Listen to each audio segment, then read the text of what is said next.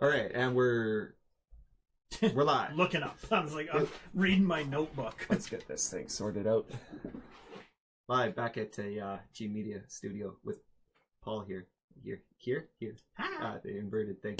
That's Paul. Paul plays drums and writes songs and does his thing. So That's what we're talking today about what's the topic today, Paul? Today we touched on it in one of the other ones just as a joke. I was reading that note about sacrificing things for music. Right, how you must sacrifice. How you must play sacrifice to play music. But yeah, so what that was actually about was about how to arrange your life so that the music fits, so that you're not always like, I'm so busy. It is like a relationship. Being in a band is definitely like being in a relationship. Yeah. Well, even learning to or playing your guitar is like having a girlfriend. You gotta give it the attention in order to keep it happy. She's curvy and she wants her hands on you all the time. Yeah, that. And if she gets mad, she'll snap and hit you in the face with the string. Sometimes. If you don't, if you she don't gets mad, she'll snap. Yeah. If you don't take care of her, she'll snap. That's right. Yeah. So how do you organize? Like how do you keep the music from like falling by the wayside or? Yeah, well, in the old days, we had such a regimented system of the 6 practices a week. Yeah, every day after work. Every day after at least work. 45 minutes. Yeah, and that was after we had already written the songs and we were just tightening up, so we didn't have to do the 4-hour power runs. And yeah, that was even with the band at the time, we were doing the 4 and 6 hour power runs. But then that was the regimented as a group, and I found that was easy to hang on to. But individually, like right now, I am not managing my time well. I'm playing as the muse strikes me, which is bad practice. Unless that's your like binge.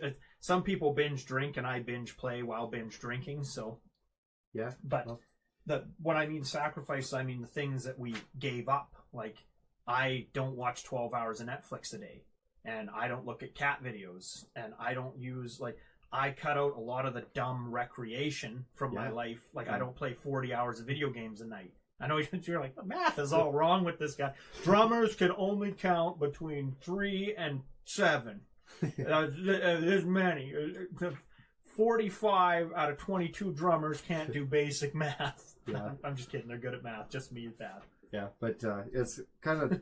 It's the same with me, like, or with this new group with the cover jam band, and we're we were getting together 2 days a week for like 3 hours, 3 to 4 hours with breaks and stuff. So 3 hours of playing, and that the 2 days a week was enough, but the 1 day a week it was not really enough because we were trying to tighten the songs up. And I was finding that was working. But we'd stuck to it, unless the family stuff came up, or the kids didn't have somebody to look after them, or somebody wasn't feeling good, or whatever reason somebody had to cancel. And it's hard to for me, as like I said I was going to do it, so here I am, I want to do it, and then somebody cancels out. I find that very stressful. Yeah, that's something you should be aware of and try not to do to your bandmates. And sometimes there is a good reason, and like honesty is the best policy. Yeah. If you got to tell them like you're sick, you tell your bandmates you're sick or there's something wrong. But being like, I can't make it to practice tonight, there's a new Orville on. That's not a good reason to skip out on why you're like, especially if you're the bass player or the drummer. Like, dude, I just can't make it. I am too drunk to drive. That is, why are you drunk? Dude, we get together at 2 in the afternoon. And you don't even drive. Yeah, you don't drive. We get together at 2 in the afternoon, and I know you're drunk because the text you just sent me said, "Hey man, do you think 7-Eleven's got chicken?" I don't know right now what they have. So yeah, like choosing and don't. It's hard to. But it's impossible to just keep everybody like 100%. Like, I said I'm gonna be there on Tuesday and Thursday. I'm gonna be there on Tuesday and Thursday every single week. It doesn't always happen, and that's something that I've really had to get over a lot. Is just kind of being able to go with the flow a little bit. Okay, so the band's not coming out this week. Maybe I'll just write a song. Maybe I'll just do some scales for an hour and call it good, or start recording one of these other projects, or do something different, and just try not to stress about it, and knowing that like the band they're not out to get you by canceling practice. It's not like they don't care. They still want to do it, but it's just we can't all be perfect with our time. We're only human. And I find musicians have a particular paranoid type of introverted personality a lot of the time. And I think like now what I do is me and you always plan for Tuesday for podcasts. And often, it is quite often something comes up and we end up doing it on Thursday. But what I found was with you, you like it regimented, and we would have like the 1 day confirmation and be like Tuesday. And then we wouldn't talk. And the Tuesday come, like, I got to cancel. And what I've been trying to do now, like I did it today, I mentioned to you way before practice that I was still coming. Yeah. And we talked about it the day before. You asked me yesterday, is Tuesday still good? And I think frequent small communication is good, because me just waiting a week and be like, hey, buddy, I can't make it. But if I told you, like, my nephew and my niece are coming up on Sunday while I'm at work on shift, and then Monday I'm like, it's looking grim. By Tuesday, when I'm like, I'm not going to make it, it's not like Tuesday came around, a week of not talking, and I'm just like, hey, buddy, ain't coming. Orville's on. Yeah. I waited. I was told you. Yeah. And what I've started doing too in that note is like because most of the people that come around here are on a 1 week, the week of, they want to make their plans. So on Sunday, I'll text everybody and send out there's this app called Doodle, and it sends out a thing where you vote for what time works best for you. So I send that out, and everybody picks their time. That's what that is. Yeah, that's. So I keep getting these, and I'm like, I ain't giving the government nothing. I ain't voting on nothing. I don't know you. Yeah, it probably tracks some of your metadata. So does everything. So does Google. So there's that. Yeah, but anyways, on Sunday I do the check-in with everybody and make sure that we're all, are we good to go this week? Is there going to be anything coming up that I might want to know about that's gonna throw a wrench in everything? And then at least that way we're in communication, so that if something does come up, they'll kind of let me know, like, oh, maybe on Tuesday, but I'm definitely available for Thursday, so we'll just do Thursday if everybody's on the same page. It's hard, like, you get a band with 3, 4, 5 people in it, and you want to get, like, collective practice and not just like little cells, three people here, 2 people here, whatever. It's hard to get everybody together at the same time and on the same page, like, communication wise, because everybody's got their own time. They're not like 100% I'm doing music, or we're hobby bands, so it's we do when we have time, but it's hard, but I find keeping everybody on track, or everybody in good communication, is a good thing. And I'm not perfect, I'm not actually good at it, but do my best here, right? So that's like I say, the sacrificing time is, a lot of us don't realize how much time we're wasting. And I'm not going to get all life coach time management. So much time. I spent 10 years playing 6 hours of video games a day, and I only quit last year. That's a lot of hours. When you think about it like that, yeah. That's a lot of hours playing video games, doing the same thing over and over and over and over and over and over again. And what do I have to show from it? Oh, I'm really good at that game I don't play anymore. He's really good at that game. But yeah, think about what you're doing, and do you need to watch 12 hours of Netflix a night? Probably not.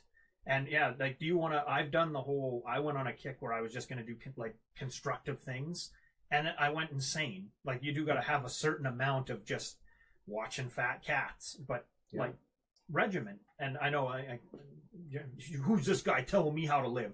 If I wasn't busy watching this 12 hours of Netflix, I'd fly down there and kick his ass. Yeah, if you're watching this video right now, go out there and do something that actually matters, because gonna be honest here, we're probably wasting your time unless you get a laugh out of it. Yeah, I mean, yeah, hopefully this helps. Yeah, no, everything, like with music, I would have, when we were first learning and going out there, I would have watched a podcast like this. I would have loved to heard this podcast. Guys that didn't make any money and didn't get chicks through playing music and were always on the bottom and played tons of free shows. Everybody else was like, yeah, you play guitar, you get women. You play music, you make money. And I was like, yeah, I'm going to get me some of that. 5 years of hard playing, I've lost money, and now women hate me even more. And where's the podcast for that guy? I'm making this for me. You're just along for the ride. Yeah. Can I get these episodes when I leave? I want something to watch later that isn't 12 hours of Netflix. Yeah, or cat videos. Well, the cat videos are going to get their way in there. Or that guy who repairs MacBooks. I don't know what that is. Oh, look it up. It's hilarious. Oh, okay. Yeah, so there's a waste of time. Yeah. I don't even solder boards and do that stuff. I'd like to learn, so that's interesting. I learned what Flux was. Well, learning is cool, yeah. Yeah, so we're talking about the making things work, managing your time, trying to be productive without finding the balance, and all that other stuff. I'm trying to find a way to wrap it up. Well, I've got a really good analogy for this. When I used to lay like bricks, I worked with a stonemason, and bricklaying is one of those jobs where at the end of the day you dream about it, and you start to lose your mind.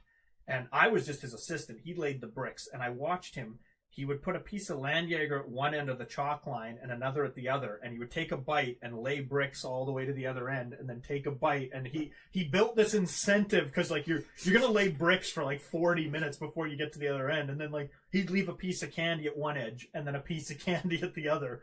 And sometimes think of like your cat video, and then your music and your practice, and then your cat video, and then your next course, and you're building the wall of your music or building your art. Leave some incentive at each end, and eat your way towards that, or work towards. Maybe that's your doobie or your case whatever. of beer. Something fun to do, but say I'm not gonna do this until I've done some of this. Yeah, then it's a good way to kind of tie it around. I actually I don't know if I do that very often. I do now, and that's why I was going to bring that up. That for me, making the music is like the treat. So like I got to do my chores at home, so that I can, sit down in the basement and play some guitar, mix that song or something. I felt that way. Like playing live was like that was always like I hated practicing and writing and screwing around. It was always for me that piece of the piece of pepperoni on the wall was when we went to play the show. Because I loved going to play the band, like when we were going to the bar to play the show. I liked the we practiced hard to get ready for the show so that we could play the show, and the show was a reward because everybody was, we were all there to have a great time. People bought us beer. It was nice. Oh, the Legion shows. That was once a month. I worked. I laid those bricks all month to get to the Legion show, to get those cheap, lots of times free beer, and just play all night, and then have Wheeler carrying you out and putting you in the RAV and throwing you out in your driveway. That was waking up that Saturday morning being like, yes, the best night I can't remember. Just glorious. Okay. We got to end the episode. Thank you for watching, and hopefully that was helpful for you. Bye. Bye.